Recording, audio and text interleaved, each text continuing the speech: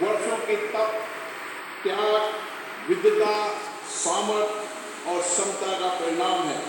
इसी केंद्रीय कक्ष में लगभग 3 वर्षों के कठिन परिश्रम के बाद उन्होंने देश की भौगोलिक और सामाजिक विविधताओं को एक सूत्र में बांधने वाला संविधान बनाया।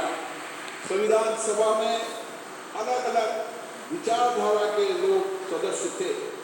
इसके बावजूद भी उन्होंने एक एक अनुच्छेद पर विचार किया, मंथन किया, पूरी गरिमा और मर्यादा से अपनी सहमति असहमति व्यक्त करते हुए संविधान की रचना की। सार्थक एवं गरिमापूर्ण संवाद की इस उत्कृष्ट परंपरा को हमें अपने सदनों में भी अपनाना चाहिए। हमारा संविधान देश में सामाजिक आर्थिक बदलाव का सुधार रहा है। कर्तव्य काल में हम सामूहिक प्रयासों से विकसित भारत की और मजबूती से आगे बढ़ रहे हैं।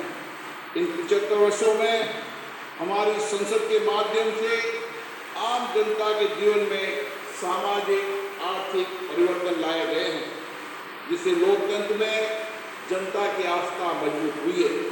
संविधान ने हमारे तीनों लोकतंत्र के स्तंभों विधायिका, कार्यपालिका और न्यायपालिका को आपसी समन्वय के साथ सुचारू रूप से कार्य करने की व्यवस्था दी है। इन 75 वर्षों में इन तीनों अंगों ने श्रेष्ठता से कार्य करते हुए देश के समग्र विकास में अपनी भूमिका निभाई है।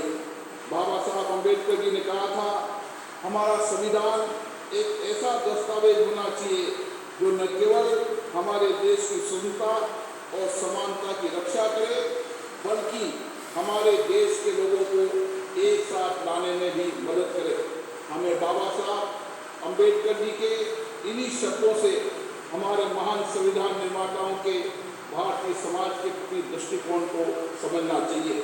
हमारा संविधान वसुधैव कुटुंबकम यानी संपूर्ण विश्व एक परिवार है के सिद्धांत का अनुसरण करने की प्रेरणा देता है। संवैधानिक मूल्यों के प्रति हमारी गहरी प्रतिबद्धता है।